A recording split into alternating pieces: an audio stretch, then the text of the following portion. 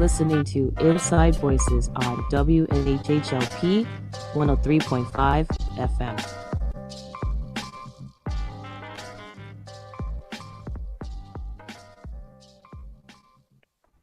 Good morning, good afternoon, good evening, everyone. Welcome to Inside Voices. My name is Georgia Goldburn. I am the Executive Director of Hope for New Haven and the co-founder of Circle. I do just want to share with folks that we had a guest lined up this morning to share. Her name is Kamara Moody. She is the founder and owner and operator of Little Sunshine Daycare in Bridgeport. She's a Circle member, and we wanted to kick off today with just highlighting, somebody that we feel is really very impressive, especially not just because she is a Circle member, but because of all of the awards and recognition that she has received, certainly over the years of her doing this work. She was recently recognized as a WBDC Women's Business Development Center Women's Rising 2025 awardee and a Connecticut Small Business Success Story. Unfortunately, Kamara has fallen ill to the flu, and as so many of us must be experiencing, and so she will not be able to join us today.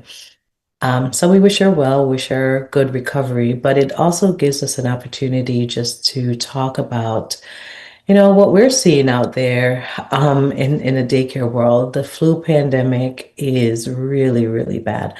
I've not seen this bad in the past 5 years. And the last time I've seen it this bad was pre-COVID, announcement. During COVID, during that 2019, I'm sorry, cold and flu season, we were seeing lots of illness with children and with teachers in our center that, typically during the November through February period, which is the, peak of flu season, we would see illnesses, but not at the scale. And of course, we later learned that, COVID was circulating at the time. And I'm not suggesting that there is something that's circulating out there, but just to kind of bring awareness to the fact that this has been the worst flu season that we have seen in 5 years. And we want parents to understand that if they have children that are not well, if they themselves are not well, please stay at home. Keep your children at home until they have, they're fever free for at least 24 hours. Their energy is back. They're able to eat food. They're able to play and function. We know that parents have to go to work, and that oftentimes is one of the big challenges for parents in keeping sick children at home. And it's not just the flu that's the issue. Children get sick, and oftentimes children get sick multiple times throughout the year. But we know for this period, it's really very bad. And I know we've seen some reporting out there, in the news about, hospitals having to open extra beds, extra rooms because of it. I do want to say to folks to take it seriously, because it's really bad and it's the worst that we've seen in 5 years. The other thing that we want to let folks know is if you're not feeling well, take time to recover, take time to rest. I'm terrible at taking the time that's needed to rest. And I know at the very beginning of the year, especially after we've gone through this period of holiday time and getting together with family and cooking and cleaning and shopping and doing all of those things and being more active because we have families over, our bodies do get run down, and we want to make sure that we are seeing those signs, recognizing those signs, and attending to those signs. Because again, what we're seeing in this flu season is that when people get sick, it with the flu, sometimes if they're not doing proper self-care, we're seeing people have, compounded illnesses on top of that. So like the pneumonia, bronchitis, all of those things. And especially if your child has asthma, we want to caution folks to basically monitor those children carefully, to make sure that they're well and monitor yourself, parents. In the airplane, they always tell you, make sure that you are taking care of yourself first. And I know as adults, as moms and dads, we don't always see that as important. I'm going to encourage people to sleep. That's a really good thing. That's a way that our body repairs itself is by getting sleep. And I know for some folks that may be a luxury, but this is part of what we have to do to make sure that we are caring for our health. My co-founder, Kim Harris, we often say this amongst each other, health is wealth. And, when you get sick, there's no way that you can attend to anything, because you're down and out and you can't tend to the children, you can't go to work, all of those things. And I know as adults, we all know this, and the economy as it is, parents and moms and dads, they don't want to jeopardize their jobs. But I do want to say this as a public service announcement. It is the worst that we have seen this in the daycare since 2020, 2019, and end of 2019, beginning of 2020. We've had multiple classrooms of children that are just sick, parents that are sick, teachers that are sick. And again, we just want to just let folks know that, especially in a daycare where these things spread with young children, just really keep children at home and make sure that they're well so that this thing doesn't continue. One of the things that also helped, mask. Mask was a huge help during the pandemic. When we were open, and we never closed our center during the pandemic, but when we were open, we found that masking was really very good. Opening the windows, and I know it's really very cold and we're getting snow, and this is a wonderful thing because we've not had snow in Connecticut in quite a while for Christmas. So I was very happy about that. But wearing mask does definitely reduce the spread of the flu. And nobody that I've heard is recommending that, but I know that was something that when we operated during the pandemic, we can definitely say that it did help to reduce the spread of the flu in the center. I want to go back to the idea of hand washing because, and cleaning and sanitizing. That was something that I saw lots of people paying very close attention to. And it's kind of like falling off on the wayside now, as we resume our regular life, that we don't do some of those really good practice and habits that we did during the pandemic. I know masks are controversial because people feel like, that can create as much harm as it does. But as a center that operated throughout the entire pandemic, I can tell you mask was a key part of our strategy. The hand washing was very instrumental. Ventilating spaces was really very important. Making sure that the airflow is going through our homes, going through our schools, going through our cars when we're driving. And those were all really good practices that we use to basically prevent the spread of COVID in our center. So I would think, equally, we would want to look at revisiting some of those practices during this period, because as I've said, it's the worst that we've seen since COVID pandemic. So again, to all the folks that are dealing with the flu, that are recovering from the flu, that may feel like they're starting to get the flu. I just spoke to one of my colleagues this morning, and she said to me, her husband is sick and he's recovering, and she's feeling like she's starting to get sick, but she's just like, I have too much work to do to get sick, so I can't afford to get sick. And so part of that is, yes, we have a lot of work to do. I know I'm starting the new year 2026 with a full plate, but one of the things I also want to do is to commit to my mental wellness, my physical wellness. And as Kim Harris often says, health is wealth.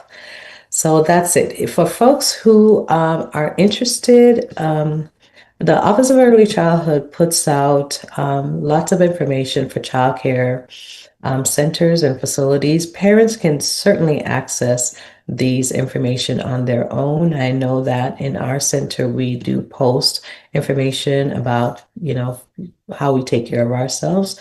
What are some preventative measures? What are things to look for when we are starting to feel unwell?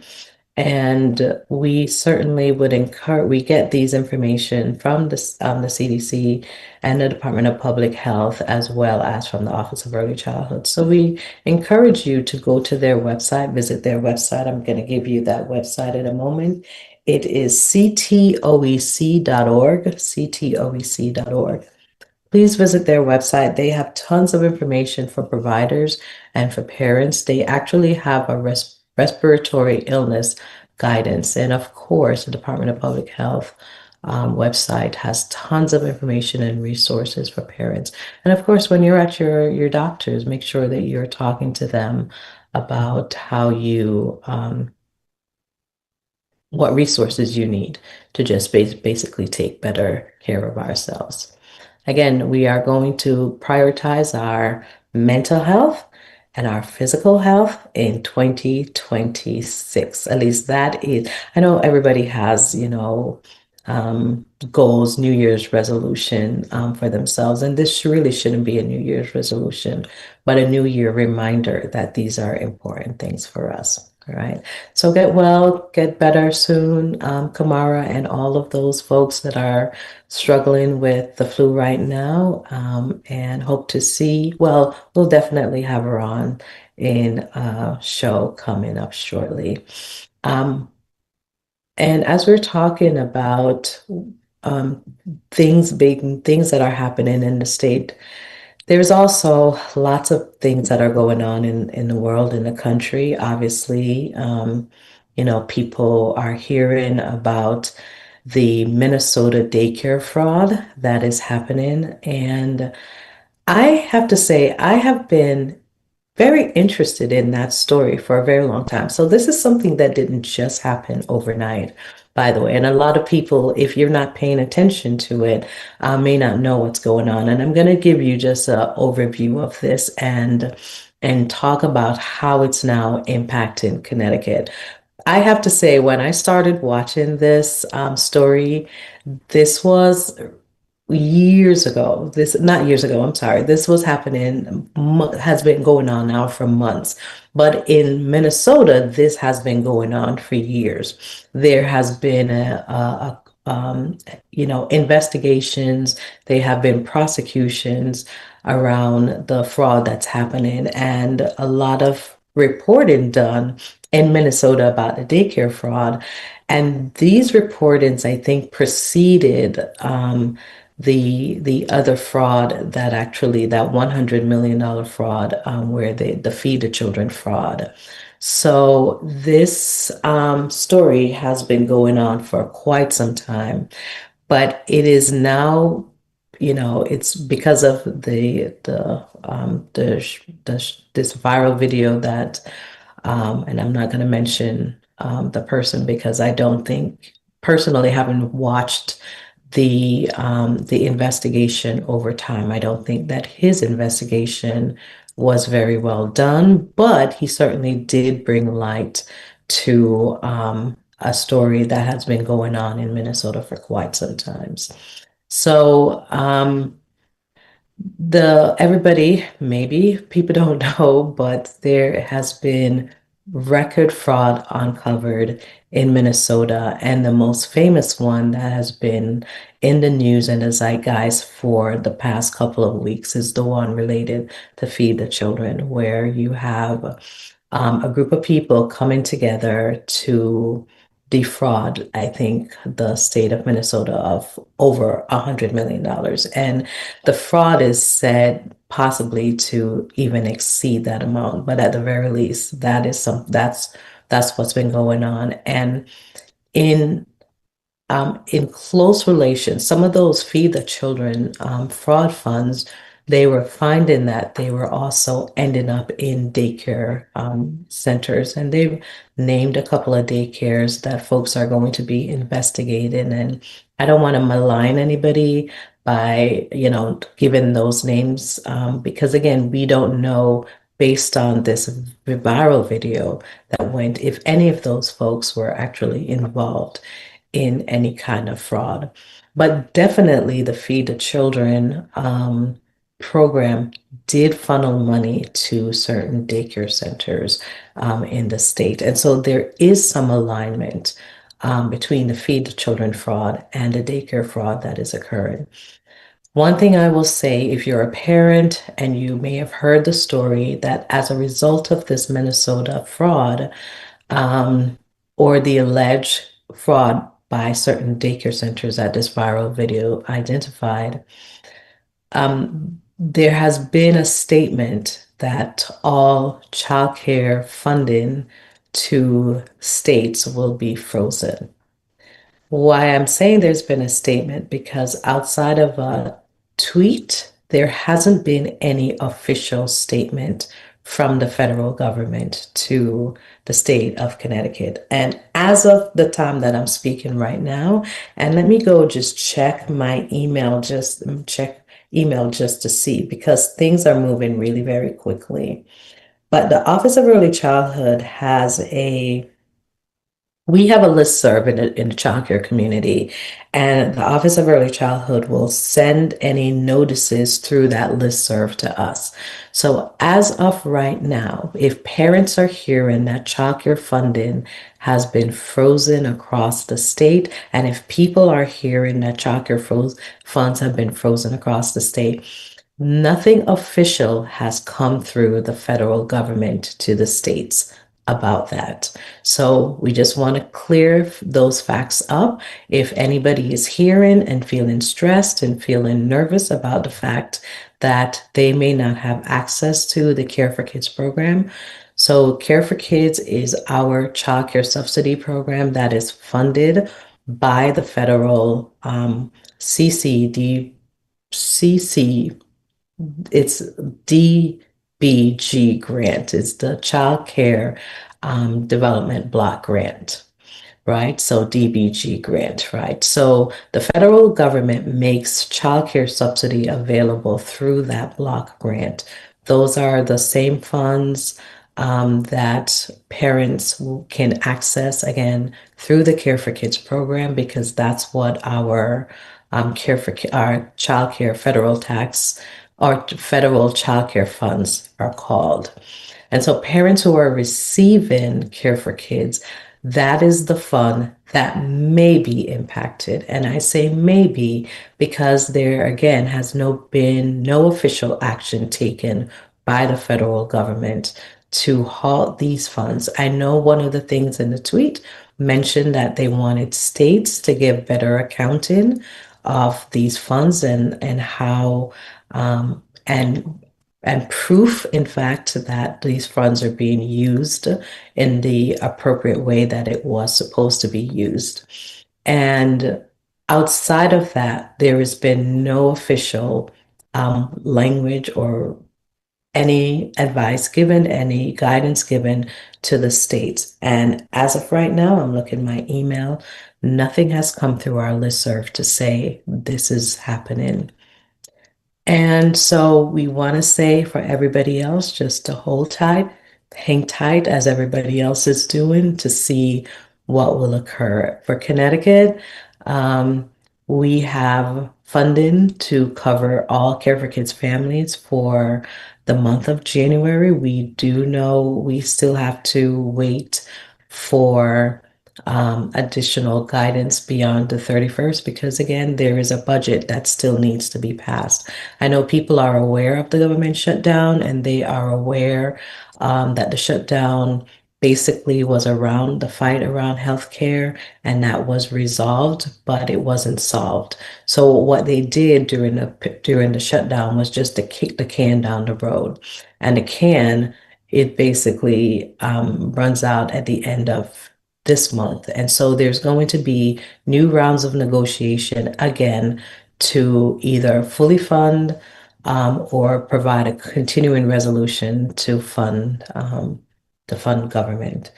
So as of right now, families should feel secure and safe, that their care for kids will not be disruptive. Providers should feel safe that they are not going to lose funding or they're not going to see stalled funding. I did get a lot of text over the period and a few phone calls for folks to say, hey, what does this mean? And people are really very worried about what it means if we were to lose care for kids. And I want to give some context because for a lot of people who are not connected in this world, Care for Kids funds is a source that the majority of family childcare rely on for their funding. So, for instance, the a parent has to apply to Care for Kids to get a certificate, and they have to go through about a 30 to 45-day process. The application process asks parents to declare certain things about their family structure, their home structure, and their income and their work schedule. Those are the four things that parents have to declare and report to the child care referral program, which is 211. I'm sorry, not 211. It is United Way, and it's operated under the United Way structure. So United Way manages the Care for Kids funds, and so people have to apply to those funds, right? They have to declare those four things. And once we go through a 30 to 45-day process, and the process, I have to say, that is a time frame that they give for parents to apply. But we've seen that it's taken a lot less time. I think as technology has become better, I know, United Way was staffing up with their staff, especially post-pandemic. So we're seeing the turnaround time, significantly decreased if a parent submits all the documentation, right? So once a parent gets that certificate, then they bring that certificate to a provider and they present it to the provider. The provider look at what's being paid, and then they charge the parents the balance of what's not being paid. Connecticut has done some work to bring their reimbursement rate up to um, the rate that makes 75% of childcare more affordable. Sadly, Connecticut has lagged behind in terms of, how much reimbursement they are providing on behalf of a parent. And so, to the extent that our certificates, a Care for Kids certificate, would only allow parents to either access between 25 to 50% of childcare centers, that was a deficiency in our Care for Kids, in our childcare subsidy system. So, the state has put forth funds to make sure that they're building those funds up to do that. So parents come, they present a certificate, and the center says, okay, based on this, right now in New Haven, if you are accepting Care for Kids, the program will pay you $400 a week for an infant. Now, if your rate is $400, then that means that a parent will have zero family fee if that's what the certificate says. There's usually a share between the Care for Kids portion and the family. So Care for Kids will say, okay, we're going to look at $400 a week as our base for payment. And of this $400, we'll either pay 350 and the parent will pay $50, or we'll pay 300, the parents will pay 100, or will pay the full $400. Now, a provider who's charging $400 a week for infant toddler care, if Care for Kids says we are going to pay the full $400, they basically get those that $400, and the provider has to bill every month to Care for Kids and report to them that the child has come, how many days the child has been there, and then they bill and they charge based on what the certificate says. I'm saying all of this to kind of help you to understand what the allegation in the fraud cases in Minnesota. And it may not be interesting or relevant to some people, but it will definitely, as we can see, when I was watching this, I didn't think I would have to explain this to folks because I was just watching it because, I'm in that world and I'm very curious. And it was a very curious and interesting conversation that was having.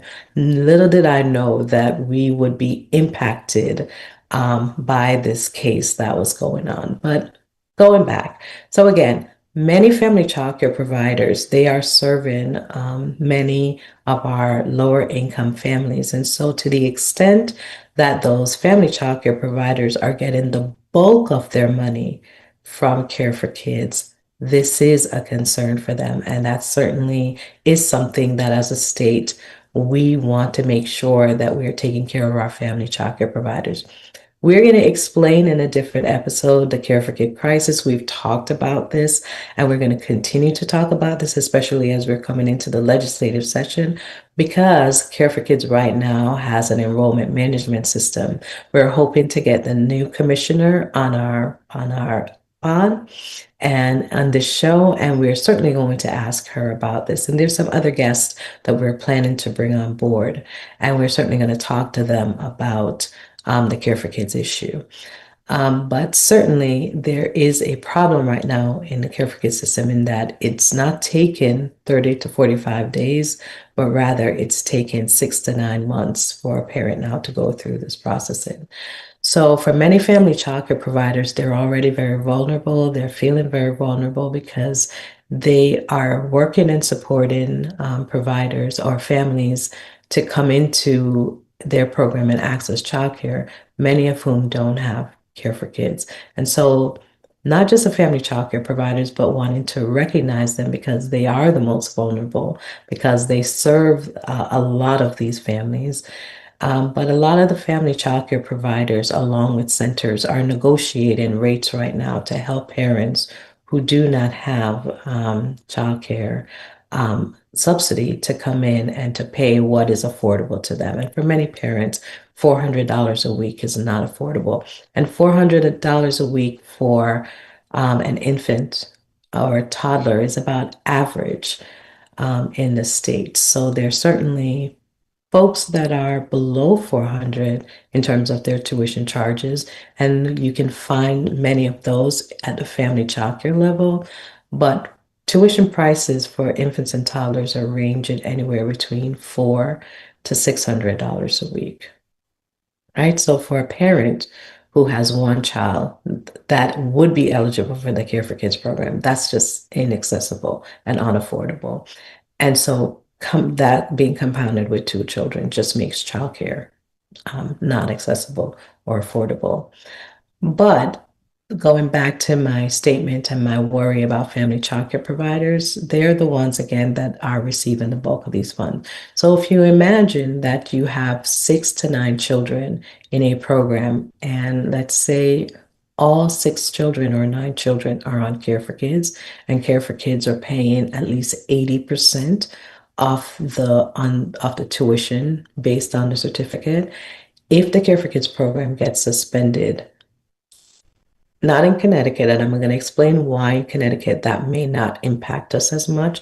But let's assume that if the Care for Kids program is suspended because we are not getting any payments from the federal government until the state can document how they are making sure that there's not fraud happening in the system. And that's going to be really very hard. And I'm just going to be honest and said there's fraud. There's fraud in every system, right? I don't know how widespread fraud is actually occurring either in Minnesota or in Connecticut, but I can tell you that there's fraud in the system, and everybody knows there's fraud in most systems. But if the government freezes funds for Care for Kids until Connecticut can demonstrate to the Trump administration liking that there isn't this widespread fraud, or if they come back with some ridiculous statement about not, having zero fraud, then we definitely, I apologize for that, my phone is buzzing, then we definitely want to make sure that our family childcare providers are going to be protected from any harm that may occur. So here's some really great news for Connecticut. And people who were, again, not paying attention to these things because it doesn't quite impact, folks' life. And I want to say that with childcare, the reason why there's been increased investments by the governor and the legislator in childcare is because they realize that it does impact all of our lives. Childcare became a part of the emergency response to the pandemic because they knew that doctors and nurses and first responders could not respond to the pandemic if they did not have childcare. So a statement of, oh, well, childcare doesn't really impact you because you don't have children, that's not quite accurate, right? Electric boat is integrally involved in some of these decisions and policy and work and advocacy. And they're there because they are reporting that childcare is one of the biggest barrier to them getting people into work and to retain people. So again, childcare does impact all of us, right? So for folks who, again, they've got other stuff of interest, I understand that. I get that. We're not in this world, so we don't have to think about this much.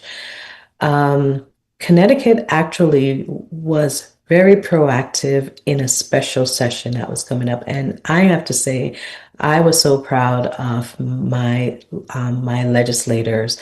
And when I say my legislators, I'm talking inclusive. Whether it's the governor's office, whether it's the Senate, whether it's the House, whether it's Republican, whether it's Democrats, our legislators recognize that we are going to have to respond to the signal that Donald Trump was sending about impending cuts that were coming to program. And during the special session, they met, the legislature met and put aside $500 million and specifically named areas that may be impacted by federal cuts. I know that a few weeks ago that they made some funding available to offset any healthcare cuts. I think there was like $70 million that they set aside from this $500 million to offset some of the healthcare cuts that were coming down the pike. And childcare was one of those areas that they identified. And so we are really very lucky because the state of Connecticut has put aside some funds that if any disruption or any cuts, or in this case, any freeze occurs, that Connecticut can pull down from this $500 reserve, which is not $500 anymore, $500 million reserve, which is not $500 million right now, but they can pull down from those reserve and make sure that they are funding the Care for Kids program so that there will be zero disruption for our providers. I was, really involved and have been really involved in what happens across different states. And I have to say that I've been really very impressed by Connecticut's response and to the needs of childcare providers.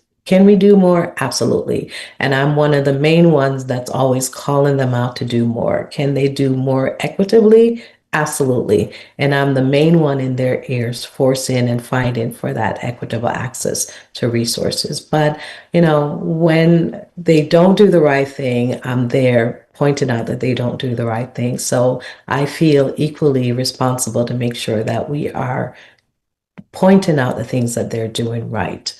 And this is one of those things that they have done right. They have been proactive. They knew, they listened to Donald Trump and believed him when he said we were going to cut services, we were going to cut support. And the state of Connecticut says, not on our watch. Our people will not suffer, the burden of these cuts. Now, is $500 million enough? Absolutely not. It is not enough to deal with the massive cuts that are going to eventually show up as a result of this big, beautiful bill, right? And a lot of the cuts haven't yet shown up in the system, but Connecticut was at least proactive in saying that we're going to take some measured step to hold parents not harmless because the funds aren't sufficient to hold folks harmless, but to sort of soften the blow to families when these cuts come about. So I feel confident to say that because we have this $500 million fund available, that we feel confident that Connecticut providers and Connecticut parents will not see any disruption in their child care subsidy because there will be funds that's set aside to pull down to continue to fund the program until any freeze or any pause or any cuts to the program is ended. So I do just want to say that for folks, for our folks, that you will be okay. We will be okay. Connecticut acted responsibly. They set aside money for providers and for parents and for children. And so, if anything happens over in Minnesota and we get some official word, and I'm going to check again to make sure nothing has come through the listserv. So, as of the time that I'm speaking, there has been no action by the federal government to freeze childcare funding. So that's it on our end. Again, with the fraud that's happening in Minnesota, fraud, as I've said, fraud happens at multiple level in the system. There's fraud on the parent level, and an example of a fraud could be like a parent can report that they are living alone and they do not have a person there, the other parent in the home with them. That's a fraud that we see often, I have to say. And unfortunately, I think that's something that needs to be fixed in the system. And the way that Connecticut has chosen to do that is to move away from the Care for Kids funding and program as a way to subsidize parents to early start so that parents, regardless of their income, will have help with childcare. A lot of times, parents don't report the other partner that's in the home because their income combined would make them ineligible for the program. The way that Connecticut is going to solve this problem is to basically make childcare available to all, regardless of their income. And they will cap childcare at 7% of income, household income, that will make it more affordable so a person doesn't have to lie or commit fraud to get the help that they need. And I think this is what's bad about the system. The system wants to root out fraud, but the system also doesn't want to put the supports in place that parents need to prevent them from having to lie about their circumstances to get the help that they desperately need. Childcare is expensive for everybody, regardless of their income. And we have a case in Connecticut of two types of families. One that can not afford childcare but gain access to a subsidy program that will help them to reduce their weekly tuition from $400 to $25. On average, our parents on the Care for Kids program are paying $50 or less for childcare. And then you have the more affluent families who can absolutely pay $400 a week. I'm not saying it's not hurting anybody's pockets, but again, they can definitely pay $400 a week because that is less than 7% of their income, right? But it's the families that are in between that are really struggling. And those are the families that get no assistance. Those families between the 50 to the 75 percentile. With Early Start, those families are supported in with subsidy, and we have seen those tuition also come down to less than to $100 for many families, right? So to the extent that we can eliminate fraud by setting up an equitable system that doesn't just favor either side of the economic ladder, right? The really low income family and a really high income family, but an equitable system that supports everybody, right? So then that's a way that you can eliminate fraud from the program. And Early Start actually does that because regardless of your income, you're going to be supported in Early Start. So, what is the fraud that they're alleging? And this we also know happens in the system. The fraud that is alleged is that people were billing for children that weren't there, or they were overbilling the state for services. And we've definitely seen that. So if your tuition is 400, let's say your tuition is $400 and the state says that we'll reimburse you for um, 350. And is that a good example? Well, let's say the state says we'll reimburse you for $500. Let's do that. And then you report that your tuition is $500 when in fact it's really $400, right? And so the state comes back and reimburses you for $500 rather than $400. So what you've set up is a two-tier system in your program where your tuition is $400, you charge certain parents $400, but you bill for those children who are receiving state subsidies $500. More than likely, that's what's being alleged, and probably more than likely what's happening with some of these cases.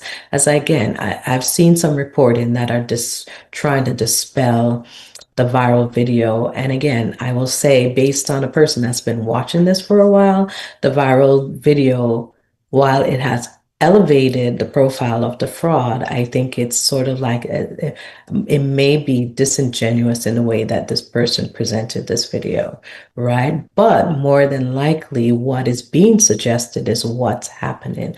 Because again, this has been a fraud that preceded this viral video. As a matter of fact, he went out there because of the legitimate reporting of fraud from the video from other sources. So, and there's actual prosecution of fraud in Minnesota around daycare. So this is not a conversation about whether it's happening. It is happening. It's just now, because of this video, it's creating an over response by like punishing, like, or given the illusion that you're going to hold states accountable when you're actually not doing that right now. But even if you're doing that, you're really punishing everybody for a few bad actors, and that's really not the way to go. Okay. So the fraud, again, as they're alleging, another fraud, which I suspect is also happening, is that, again, they're billing for children that they're actually not serving. So they may be serving children. So they may be licensed for 97 children, but they may only be serving legitimately 40 children. And then they add maybe another 40 or 20 children on the roster for the subsidy program, and bill them. And again, here's the thing. You have to, in Connecticut, apply for these subsidy programs. So there's somebody, if they're overbilling for children that are not there, somebody actually had to apply for these subsidies. So again, and they would have met the eligibility requirement. The question is, are you actually serving those children, right? You can't really double bill for the children. So if, at least in Connecticut, I'm going to talk about Connecticut because I don't know the intricate details of Minnesota. But in Connecticut, you have to submit a claim. A provider has to submit a claim for that child and that family in the system, and the state will not, or United Way will not pay both providers. So more than likely, if there's fraud that's happening, that's being alleged, what is probably happening is a parent applied for subsidy, probably got it, but is really not using the child care center for their child care needs because they may not have child care needs. And so that's a possibility of what's happening. Regardless of that, it is something that we're going to have to deal with going forward. And we are glad to say in Connecticut, we acted really proactively to ensure that there will be no disruption for our children and our families with these federal funds. So that is the long, drawn out, boring, and it's not boring for me, but I think it's important information for folks to have.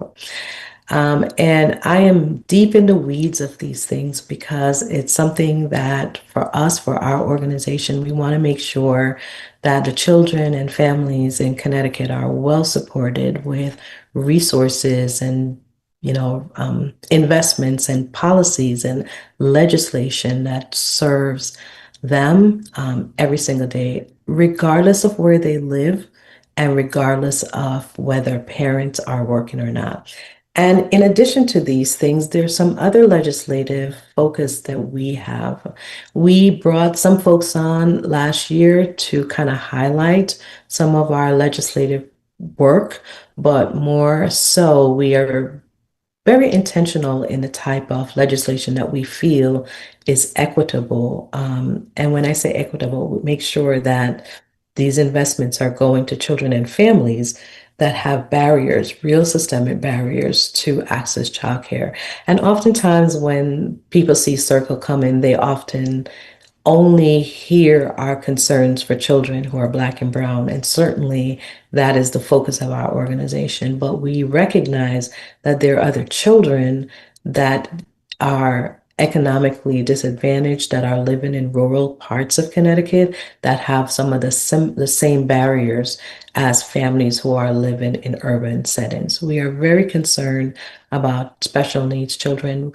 The special needs children, at the K-12 level, they have a lot of support and advocacy um, that is built around their issues, but they're still underrepresented, still under-resourced, and they have an apparatus. We are very concerned about the dissolution of the Department of Education and what that means, because for many people, the Department of Education, the U.S. State Department, well, not State Department, the Federal Department of Education, they're the ones that really monitored and kept track of children with special needs and making sure that they have the resources that they need. And as much that has been paid to children in the K-12 system around special needs, that doesn't compare at all to the dearth of resources um, and information and support around children with special needs who are in the 0 to 3 age range. So that's definitely something that we have on our radar and that we want to make sure that we are expanding access for those families. One of our legislative push that we have been, I should say legislative push. One of the vision that we've been pushing in Connecticut for a very long time is to move from a birth to three to a birth to five system to make sure that those children that are in our system are very well supported with the resources that they need. We also have some additional things that we are very interested in, and we're working with folks on the ground to make sure that happen. We did our interview last year with Laura Cohn around a real estate investment trust. This is something that we're certainly going to be pushing to have in Connecticut, bring in a real estate investment trust in Connecticut that can support providers who are interested in becoming family childcare providers to have not only access to a facility that has been retrofitted to serve both as a home and a large family childcare program. We certainly want to work with Mission Driven Finances to bring that care REIT to Connecticut so that more providers will have access to the capital, the resources, the infrastructure that they need to identify property, purchase property, have it retrofitted to serve as their home as well as their childcare business, because we're interested in building generational wealth. We are certainly going to take like an episode to kind of talk more broadly about our legislative vision for Connecticut and how we see that these things will help folks. This gives us an opportunity to kind of just share with you, the audience, all of the things that we're going to be working on in the upcoming year and the guests that are going to be brought onto the show to kind of talk about how these partnerships or these organizations are helping to move this vision forward. The other thing, again, our big vision, and forgive me for looking down, but our big vision is going to be encapsulated in a restorative justice framework. And we're going to take some time to really break that down for people so that folks can really understand why we think that this is important for us to do. I want to thank Black men in Connecticut for standing 10 toes down On the marijuana legislation, they have created a pathway for us, and we're certainly going to be bringing those voices forward to talk about how they did that work and to guide us as women of color to figure out how we can embed restorative justice, practice, measure, legislation, policies in the childcare system to make sure that Black women who are the progenitors of the childcare industry and more broadly, women who have built this industry that they are protected and invested in and given an opportunity to lead and to shape the future vision of the childcare system, and that we are not cast aside in this process as more funds come into the system. So definitely we'll be talking about that framing and how certain policies really help to move that vision forward. Again, we talk about the real estate investment trust as one.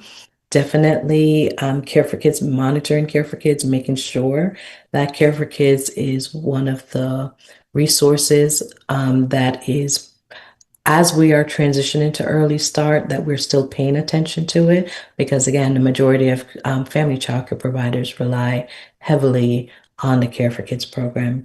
The other thing that we are looking to do, which is going to be super important, again, going back to this generational wealth vision, is basically changing some legislation as it relates to family childcare ownership. So one of that will be, and that will be what are we calling it? The successor ownership pathway. So that's what we're calling it. And we're going to talk about this more in detail, but just a quick snapshot. Many family childcare providers who own their business, if they want to pass their business to their children as they retire, they can certainly do that, but the benefits that is tied to that business is tied to their license. And while they can transfer the business to their children, they cannot transfer the license to their children. And this is going to become critically important because the license is what is tied to contracts. And if you dissolve the license, you're also dissolving the contract. And many providers are going to be entering in the Early Start program, and that Early Start grant fund is going to be tied to their license. And Care for Kids also will eventually convert to a contracting system. Right now, Care for Kids is a voucher, again, that goes to parents. The vision is eventually Care for Kids the state will enter into a contract with providers, and all of those contracts are going to be tied to the license.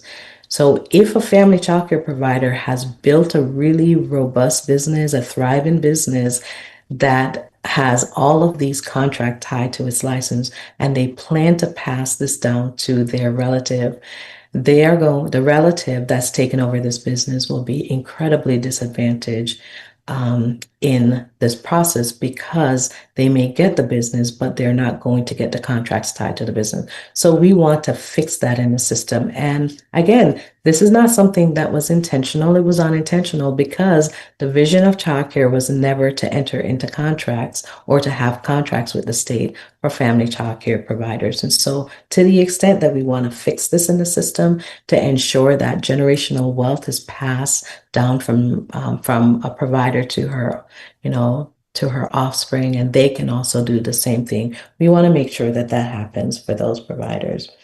The other things that we want to talk about is I'm getting my 5 minutes alert from my producer to tell me to wrap it up. But I just want to quickly touch on our license and equity impact vision. And what that means is that we want to look at how centers that are inspected by licensing, how that really impacts the business. We have been trying to get insurance for a facility that we're planning to move in for going on now 3 months. And our insurance companies are just basically saying that we're just not going to insure you. We can't insure you. We're no longer planning to insure childcare centers. And the reason why they're doing this, obviously because of some of the in incidents that have happened in childcare centers, but they're also using now inspection report as a means or as a way to justify dropping a childcare provider or increasing the cost of a childcare business. So that's something we want to talk about. We know at the state level, they're aware of this. They've been talking about this. They're certainly looking to study this, but I think Connecticut needs to be proactive again and basically create a fund similar to what is in Florida, given that most Florida insurance market has just collapsed around housing. And so there's a public option for insurance. I think we need to have a public option for insurance of licensed childcare facility. And this is going to be critical because if you cannot secure insurance, you cannot operate a childcare business. And so to the extent that businesses who cannot afford the insurance or will eventually lose insurance will certainly um, create an effect where childcare centers may have to shut down as a result of this insurance issue. So we want to make sure that we lift that up. There's certainly a lot of other stuff that we do want to talk about. That's a part of our legislative vision and our policy memo.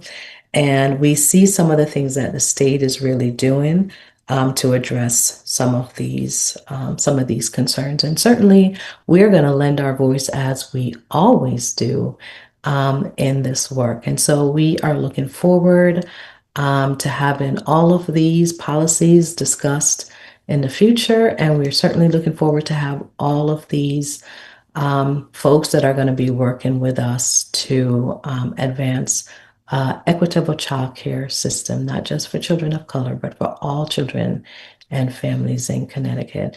So look forward to this year. This is my year of being bold. And so I'm looking to have some bold conversations that are coming up. And I just welcome everybody to be a part of those conversations. And certainly let us know in our comment section how people feel about these conversations and to give suggestions and ideas about how we can answer some questions that are lingering out there for folks around childcare. So with that, we are just grateful and excited, and we thank you all for joining us today.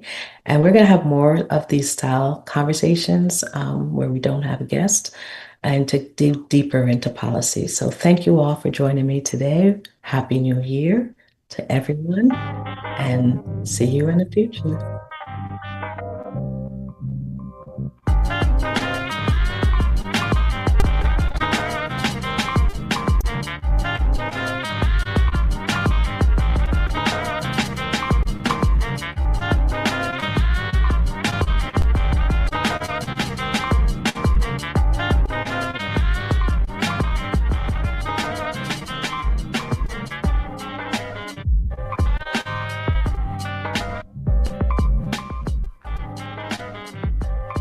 You are listening to Inside Voices on WNHHLP 103.5